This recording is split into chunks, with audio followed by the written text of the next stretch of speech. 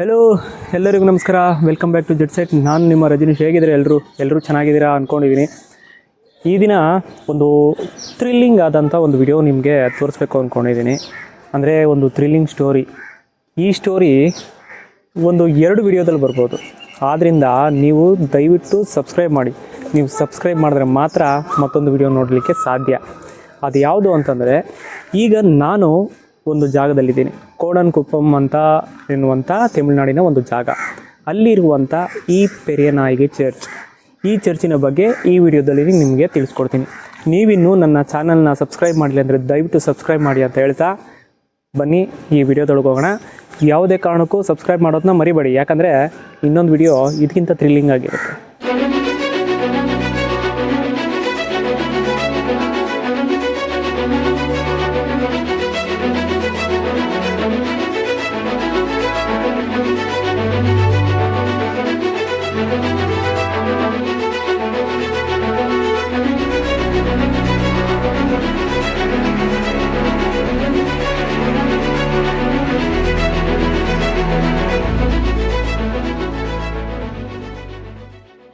ಈ ದಿನ ನಾವು ಹೋಗ್ತಿರೋದು ತಮಿಳುನಾಡಿನ ಕಡಲೂರು ಜಿಲ್ಲೆಯಲ್ಲಿರುವಂಥ ಕೋಣನ್ಕುಪ್ಪಮ್ ಎಂಬಂಥ ಒಂದು ಚಿಕ್ಕ ಹಳ್ಳಿ. ಇದು ಬೆಂಗಳೂರಿನಿಂದ ಸುಮಾರು 300 ಕಿಲೋಮೀಟರ್, ತಿರುವಣ್ಣಾಮಲೆಯಿಂದ ಸುಮಾರು 90 ಕಿಲೋಮೀಟರ್, ಹಾಗೆ ವಿರುದಾಚಲಮಿಂದ ಸುಮಾರು 21 ಕಿಲೋಮೀಟರ್ ದೂರದಲ್ಲಿರುವಂಥ ಒಂದು ಹಳ್ಳಿಯಾಗಿದೆ. ನೀವೇನಾದರೂ ಬೆಳಗಡೆಗೆ ಹೋಗೋ ಹಾಗಿದ್ರೆ ನಿಮ್ಮ ಓನ್ ವೆಹಿಕಲಲ್ಲಿ ಈ ಜಾಗಕ್ಕೆ ಬಂದು ಹೋಗಿ, ಯಾಕಂದರೆ ಆನ್ ದ ವೇನೇ ನಿಮಗೆ ಈ ಜಾಗ ಇದೆ. ತುಂಬ ಬ್ಯೂಟಿಫುಲ್ ಆಗಿದೆ. ಯಾವುದೇ ಕಾರಣಕ್ಕೂ ಮಿಸ್ ಮಾಡದೆ ಈ ಜಾಗನ ನೋಡ್ಕೊಂಡು ಹೋಗಿ. ಈ ಜಾಗದಲ್ಲಿ ನಾನು ಸುಮಾರು ಸಾರಿ ಓಡಾಟ ಮಾಡಿದ್ದೀನಿ, ಆದರೆ ಇಲ್ಲಿ ಇಂಥದ್ದೊಂದು ಅದ್ಭುತವಾದಂಥ ಒಂದು ಚರ್ಚ್ ಇದೆ ಅನ್ನೋದೇ ನನಗೆ ಗೊತ್ತಿರಲಿಲ್ಲ. ಆದರೆ ಇತ್ತೀಚೆಗಷ್ಟೇ ರಿಸರ್ಚ್ ಮಾಡಬೇಕಾದ್ರೆ ಇದರ ಬಗ್ಗೆ ಗೊತ್ತಾಯಿತು. ಅದು ಕೋಣನ್ಕುಪ್ಪಮ್ ಎಂಬುವಂಥ ಒಂದು ಊರು. ಆ ಊರಿನಲ್ಲಿ ಒಂದು ಅದ್ಭುತನೇ ನಡೆಯುತ್ತೆ. ಅಂದರೆ ಇವತ್ತಿಗೂ ಸಹ ಅದ್ಭುತಗಳು ನಡೀತಾನೆ ಇದ್ದಾರೆ. ಆದರೆ ಇತಿಹಾಸಗಳ ಪುಟದಲ್ಲಿ ತಮಿಳುನಾಡಲ್ಲಿ ಒಂದು ಅಚ್ಚಳಿಯಾದಂಥ ಒಂದು ಘಟನೆ ನಡೆಯುತ್ತೆ.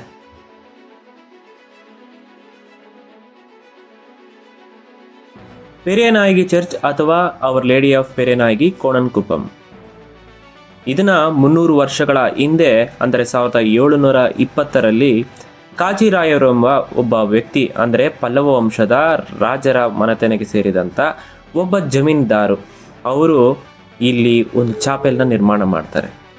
ಅದನ್ನು ಮುಂದೆ ಈ ವೀರಮ ಮುನಿನವರು ಅವರು ಇದನ್ನ ಎಸ್ಟಾಬ್ಲಿಷ್ ಮಾಡ್ತಾರೆ.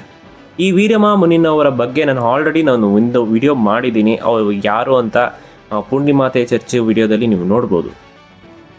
ಆದರೂ ಈ ವಿಡಿಯೋದಲ್ಲಿ ಒಂದು ಚಿಕ್ಕದಾಗಿ ಹೇಳ್ಬಿಡ್ತೀನಿ. ವೀರಮ ಮುನಿನವರ ನಿಜವಾದ ಹೆಸರು ಬಂದು ಜೋಸೆಫ್ ಬೆಸ್ಕಿ ಅಂತ. ಇವರು ತಮಿಳು ಭಾಷೆಯನ್ನು ಅತಿಯಾಗಿ ಪ್ರೀತಿಸುವಂಥ ಒಬ್ಬ ವ್ಯಕ್ತಿಯಾಗಿರ್ತಾರೆ. ಇವರು ತಮಿಳು ಭಾಷೆಯಲ್ಲಿ ಅತಿ ದೊಡ್ಡದಾದಂಥ ಕಾವ್ಯ ರಚನೆಕಾರ ಸಹ ಹೌದು. ಇವರು ಬರೆದಂಥ ತೆಂಬಾವನು ಅತಿ ದೊಡ್ಡದಾದಂಥ ಕಾವ್ಯ ತಮಿಳು ಭಾಷೆಯಲ್ಲಿ. ಅವರಿಗೆ ಮಾತೆ ಮರಿಯಮ್ಮನವರ ತಮಿಳು ಭಾಷೆಯ, ತಮಿಳು ಸಂಸ್ಕೃತಿಯಲ್ಲಿ ಮಾತೆ ಮರಿಯಮ್ಮನ ನೋಡಬೇಕು ಅನ್ನೋದು ಆಸೆ. ಆದ್ದರಿಂದ ಫಿಲಿಪೈನ್ಸಿಂದ 2 ಮಾತೆ ಮರಿಯಮ್ಮನವರ ಸ್ಟ್ಯಾಚ್ಯೂನ ಇಂಡಿಯಾಗೆ ತರಿಸ್ತಾರೆ. ಆ 2 ಸ್ಟ್ಯಾಚ್ಯೂಗಳು ತಮಿಳುನಾಡಲ್ಲಿರುವಂಥ ಹೆಣ್ಣು ಯಾವ ರೀತಿ ಅಲಂಕಾರ ಮಾಡಿರ್ತಾರೆ ಅದೇ ರೀತಿಯಲ್ಲಿ ಇರಬೇಕು ಅನ್ನೋದು ಅವರ ಯೋಚನೆ ಆಗಿರುತ್ತೆ. ಅದೇ ನೀವು ನೋಡ್ತಿರುವಂಥ ಪೆರಿಯನಾಯಿ ಮಾತೆ ಸ್ವರೂಪ. ಫಿಲಿಪೈನ್ಸ್ನಿಂದ ತರಿಸಿದಂಥ ಈ ಸ್ವರೂಪಗಳನ್ನು ವೀರಮ ಮುನಿನವರು ವೇಲೂರಿನಿಂದ ತಮಿಳುನಾಡಿನ ಮಧುರೈ ಕಡೆಗೆ ಎತ್ಕೊಂಡು ಹೋಗ್ತಾ ಇರ್ತಾರೆ.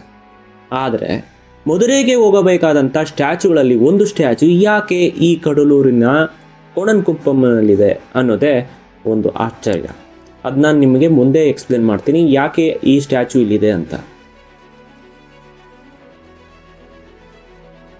ಚರ್ಚಿನ ಮುಂಭಾಗ ನಿಮಗೆ ಆಡೋರೇಷನ್ ಚಾಪೆಲ್ ಸಹ ಇದೆ. ಒಂದು ಚಿಕ್ಕದಾದಂಥ ಒಂದು ಆಡೋರೇಷನ್ ಚಾಪೆಲ್ ಇದಾಗಿದೆ.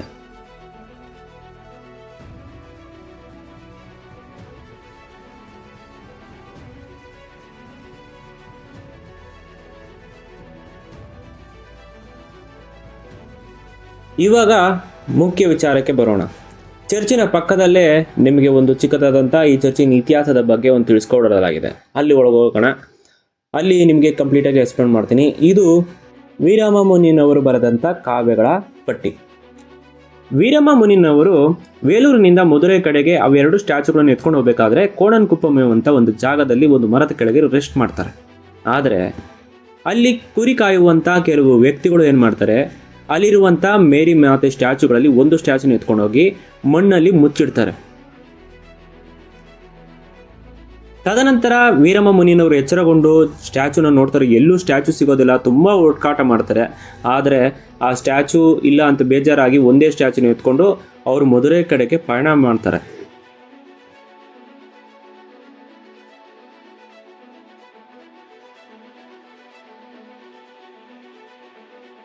ಇಷ್ಟೆಲ್ಲ ಆಗಿ ಕೆಲವು ದಿನಗಳ ನಂತರ ಪಲ್ಲವ ವಂಶದ ರಾಜರ ಮನೆತಕ್ಕೆ ಸೇರಿದಂಥ ಜಮೀನ್ದಾರ್ ಕಾಚಿರಾಯರು ಅವರಿಗೆ ಮಕ್ಕಳಿರೋದಿಲ್ಲ.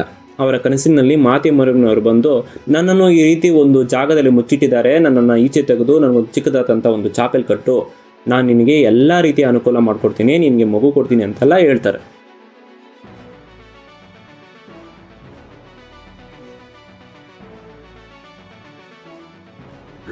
ಆ ಕನಸಿನಲ್ಲಿ ಮಾತೆಮರಿಯಮ್ಮನವರು ಹೇಳಿದಂತೆ ಈ ಕಾಚಿರಾಯರು ಏನು ಮಾಡ್ತಾರೆ, ಕೆಲವರು ಜನನ ಕರೆದುಕೊಂಡೋಗಿ ಅಲ್ಲಿರುವಂಥ ಆ ಜಾಗನ ತೋಡ್ತಾರೆ. ಅಲ್ಲಿ ತೋಡಿದ ತಕ್ಷಣ ಅವರಿಗೆ ಒಂದು ಮಾತೆಮರಿಯಮ್ಮನವರ ಸ್ವರೂಪ ಸಿಗುತ್ತೆ. ಆ ಸ್ಟ್ಯಾಚುನ ತೆಗೆದುಕೊಂಡು ಹೋಗಿ ಒಂದು ಚಿಕ್ಕದಾದಂಥ ಒಂದು ಚಾಪೆಲ್ ಕಟ್ತಾರೆ. ಕನಸಿನಲ್ಲಿ ಕಂಡಂತೆ ಅವ್ರಿಗೊಂದು ಹೆಣ್ಣು ಮಗು ಆಗುತ್ತೆ. ಇದೆಲ್ಲ ಆದ ನಂತರ ಕೆಲವು ದಿನಗಳ ನಂತರ ಮತ್ತೆ ಈ ವೀರಮ್ಮ ಮುನಿನವರು ಈ ಮಧುರೈ ಮಾರ್ಗದಿಂದ ವಾಪಸ್ಸು ವೇಲೂರು ಕಡೆ ಬರುವಂಥ ಮಾರ್ಗದಲ್ಲಿ ಇಲ್ಲಿ ಒಂದು ಚಿಕ್ಕದಾದಂಥ ಚಾಪೆಲ್ ನೋಡಿ ಇವ್ರಿಗೆ ಆಶ್ಚರ್ಯ ಆಗುತ್ತೆ. ಇದು ಯಾವುದು ಇರ್ಬೋದು ಅಂತ ಒಳಗೋಗಿ ನೋಡಿದಾಗ ಅದು ಇವರು ಫಿಲಿಪೈನ್ಸ್ನಿಂದ ತರಿಸಿದಂಥ 2 ಸ್ಟ್ಯಾಚುಗಳಲ್ಲಿ ಕಳೆದು ಹೋದಂಥ ಮತ್ತೊಂದು ಸ್ಟ್ಯಾಚು ಇದಾಗಿರುತ್ತೆ. ತದನಂತರ ಇದರ ಬಗ್ಗೆ ವಿಚಾರಣೆ ಮಾಡಿದಾಗ ಅವರಿಗೆ ಗೊತ್ತಾಗುತ್ತೆ, ಬಹುಶಃ ಮಾತೆಮರಿಯಮ್ಮನ ಸ್ಟ್ಯಾಚು ಇಲ್ಲೇ ಇರಬೇಕು ಅನ್ನೋದು ದೇವರ ಚಿತ್ತ ಆಗಿದೆ ಅಂತ ಗೊತ್ತಾಗಿ ಅಲ್ಲಿ ಒಂದು ದೊಡ್ಡದಾದಂಥ ಚರ್ಚ್ ನಿರ್ಮಾಣ ಆಗುತ್ತೆ.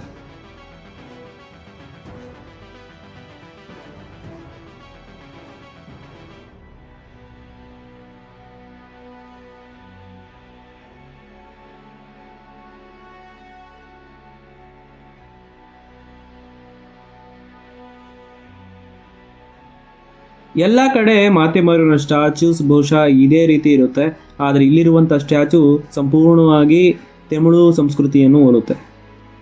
ವೀರಮ್ಮ ಮುನಿನವರು ತಮಿಳು ಭಾಷೆಗೆ ಎಷ್ಟು ದೊಡ್ಡ ಕೊಡುಗೆ ಕೊಟ್ಟಿದ್ದಾರೆ ಅಂದರೆ, ಇವರ ಸ್ಟ್ಯಾಚು ನೀವು ಏನಾದರೂ ಚೆನ್ನೈನ ಮರೀನಾ ಬೀಚಿಗೆ ಹೋದರೆ ಅಲ್ಲಿ ಸಹ ಅವರ ಸ್ಟ್ಯಾಚುನ ಇಡಲಾಗಿದೆ. ಅಲ್ಲಿ ಸಹ ನೀವು ಅವರ ಸ್ಟ್ಯಾಚುನ ನೀವು ನೋಡ್ಬೋದು.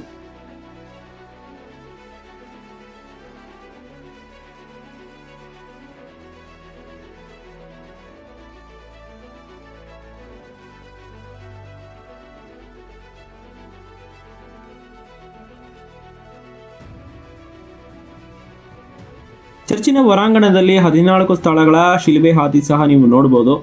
ಅದೇ ರೀತಿ ಚರ್ಚಿನ ಹಿಂಭಾಗದಲ್ಲಿ ನಿಮಗೆ ಈ ಸ್ಟಾಲು ಮತ್ತು ಚಿಕ್ಕದಾದಂಥ ಅಂಗಡಿಗಳು ಸಹ ನಿಮಗೆ ಸಿಗುತ್ತೆ. ಇಲ್ಲಿ ಪ್ರತಿ ವರ್ಷ ಜನವರಿ 15ರಿಂದ ಜನವರಿ 23ರವರೆಗೆ ದೊಡ್ಡದಾದಂಥ ನವೇನ ದಿನಗಳು ನಡೆಯುತ್ತೆ. ಆ ದಿನಗಳಲ್ಲಿ ಲಕ್ಷಾಂತರ ಜನರು ಬೇರೆ ಬೇರೆ ಊರುಗಳಿಂದ ಇಲ್ಲಿಗೆ ಬರ್ತಾರೆ, ಇಲ್ಲೇ ಅವರು ಸ್ಟೇ ಮಾಡ್ತಾರೆ. ನಿಮಗೆ ಇಲ್ಲಿಗೆ ಬರೋ ಆಗಿದ್ರೆ ವಿರುಧಾಚಲಂ ರೈಲ್ವೆ ಸ್ಟೇಷನ್ಗೆ, ಅಂದರೆ ಬೆಂಗಳೂರಿನಿಂದ ವಿರುಧಾಚಲಂ ಬರುತ್ತೆ ಒಂದು ಪಾಂಡಿಚೇರಿ ಟ್ರೈನು. ಆ ಟ್ರೈನಲ್ಲಿ ಬಂದು ನೀವು ವಿರುಧಾಚಲಂ ಇಟ್ಕೊಂಡು ಅಲ್ಲಿಂದ ಮಂಗಲಂಪಟ್ಟಿ ಬಸ್ಸು ಇಟ್ಕೋಬೇಕಾಗತ್ತೆ. ಮಂಗಲಂಪಟ್ಟಿಯಿಂದ ಮತ್ತೆ ಆಟೋದಲ್ಲಿ ಸಹ ಬರ್ಬೋದು. ಇಲ್ಲಿ ತುಂಬ ಜನ ಹರಕೆಗಳು ಹೊತ್ಕೊಂಡಿದ್ರೆ ಆ ಹರಕೆಗಳನ್ನು ತೀರಿಸುವಂಥ ಜಾಗ ಇದಾಗಿದೆ. ಹಾಗೆ ನೀವು ಬೆಳಗಡೆಯಲ್ಲಿ ನೋಡುವಂಥ ಸೇಮ್ ಮಣ್ಣಿನ ಮೇಲೆ ಮೊಣಕಾಲಲ್ಲಿ ಹೋಗುವಂಥ ಮಾರ್ಗ ಇಲ್ಲೂ ಸಹ ಇದೆ. ಈ ಹಬ್ಬದ ದಿನಗಳಲ್ಲಿ ಮತ್ತು ವಿಶೇಷವಾದ ದಿನಗಳಲ್ಲಿ ಇಲ್ಲಿ ಭಕ್ತಾದಿಗಳು ಬಂದು ಇಲ್ಲಿ ಮೊಣಕಾಲಲ್ಲಿ ಹರಕೆನ ತೀರಿಸ್ತಾರೆ. ಈಗ ನನ್ನ ಹಿಂದೆ ನೋಡ್ತಾ ಇದ್ರಲ್ಲ, ಇವರೇ ವೀರಮ್ಮ ಮುನಿನವರು.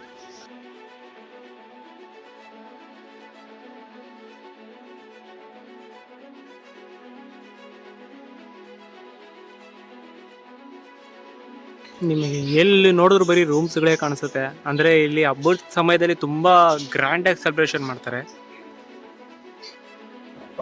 ಚರ್ಚಿನ ಮತ್ತೊಂದು ಆವರಣದಲ್ಲಿ ಈ ಚರ್ಚಿನ ಇತಿಹಾಸ ಮತ್ತು ವೀರಮ್ಮ ಮುನಿನವರ ಒಂದು ಜನನದಿಂದ ಮರಣದವರೆಗೂ ಅವರು ಎಲ್ಲೆಲ್ಲಿ ಏನೇನು ಮಾಡಿದ್ರು ಅವರ ಹಿಸ್ಟ್ರಿ ತಿಳಿಸಲಾಗಿದೆ. ಆ ಊರಿನ ಇತಿಹಾಸ, ವೀರಮ್ಮ ಮುನಿನವರ ಇತಿಹಾಸ ಮತ್ತು ಆ ಕಾಚಿರಾಯರಿಗೆ ನಡೆದಂಥ ಅದ್ಭುತಗಳು, ಅದ್ರ ಬಗ್ಗೆ ಎಲ್ಲ ಕೊಟ್ಟಿದ್ದಾರೆ. ತುಂಬ ಇಂಟ್ರೆಸ್ಟಿಂಗ್ ಆಗಿದೆ ಅಲ್ಲಿರುವಂಥ ಟಾಪಿಕ್ಕು ಮತ್ತು ಅಲ್ಲಿನ ಕತೆ. ಇಲ್ಲಿ ಬರ್ಡ್ಸ್ ಕೂಡ ಇಟ್ಟಿದ್ದಾರೆ ನೋಡಿ.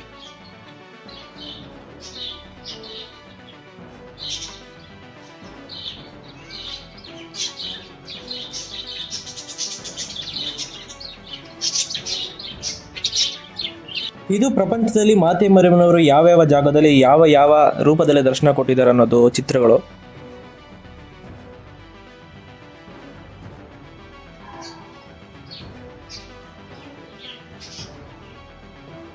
ನೀವು ಇಲ್ಲಿ ನೋಡ್ತಾ ಇರೋದು ಭಕ್ತಾದಿಗಳು ಕೊಟ್ಟದಂಥ ಹರಕೆಯ ಕಾಣಿಕೆಗಳು.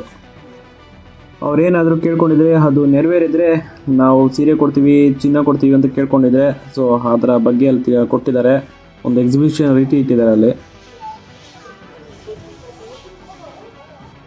ಚರ್ಚಿನ ಹೊರಗಡೆ ಈ ಚರ್ಚಿಗೆ ಯಾವ ರೀತಿಯಲ್ಲಿ ಬರ್ಬೋದು, ಯಾವ ಮಾರ್ಗದಲ್ಲಿ ಬರ್ಬೋದು ಅಂತ ರೈಲಿನ ಮಾರ್ಗ ಮತ್ತು ಬಸ್ನ ಮಾರ್ಗ ಕೊಡಲಾಗಿದೆ.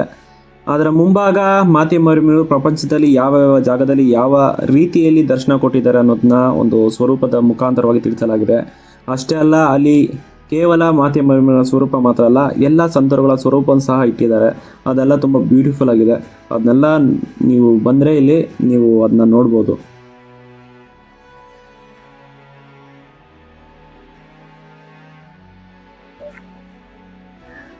ನೋಡಿದ್ರಲ್ಲ, ಇದಾಗಿತ್ತು ಪೆರೇನಾಯಿಗೆ ಚರ್ಚಿನ ಒಂದು ವಿಡಿಯೋ. ಇದು ನಿಜವಾಗಲೂ ನಡೆದಂಥ ಒಂದು ಕತೆ, ನಿಜವಾದ ಒಂದು ಘಟನೆ. ಅದಕ್ಕೆ ಸಾಕ್ಷಿ ಈ ಕೋಣನ್ ಕೂಪನ್ನ ಒಂದು ಜನತೆ ಮತ್ತು ಇಲ್ಲಿರುವಂಥ ಪವಾಡಗಳು ನಡೀತಾನೆ ಇದೆ ಈಗಲೂ ಸಾವಿರಾರು ಜನ ಬರ್ತಾ ಇದ್ದಾರೆ. ಈ ವಿಡಿಯೋ ಇನ್ನೂ ಮುಗಿದಿಲ್ಲ, ಈ ಕತೆ ಇನ್ನೂ ಮುಗಿದಿಲ್ಲ. ಇಲ್ಲಿಂದ ಕೋಣನ್ ಕುಪ್ಪಂನಿಂದ ಮತ್ತೊಂದು ಸ್ಟ್ಯಾಚು ಇರಬೇಕಲ್ಲ, ಸ್ವರೂಪ, ಅದೆಲ್ಲೋಯ್ತು? ಅದ್ರ ಬಗ್ಗೆ ಮುಂದಿನ ವಿಡಿಯೋದಲ್ಲಿ ನಾನು ನಿಮ್ಗೆ ತಿಳಿಸ್ಕೊಡ್ತೀನಿ. ಅದು ಸಹ ತುಂಬ ಸಕ್ಕತ್ತಾಗಿದೆ. ಸೊ ಅಲ್ಲಿವರೆಗೂ ಈ ವಿಡಿಯೋನ ವೇಟ್ ಮಾಡ್ತಾಯಿರ್ರಿ. ದಯವಿಟ್ಟು ಸಬ್ಸ್ಕ್ರೈಬ್ ಮಾಡಿ. ಅಲ್ಲಿವರೆಗೂ ನಾನು ನಿಮ್ಮ ರಜನೀಶ್. ಟಾಡಾ, ಬಾಯ್ ಬಾಯ್.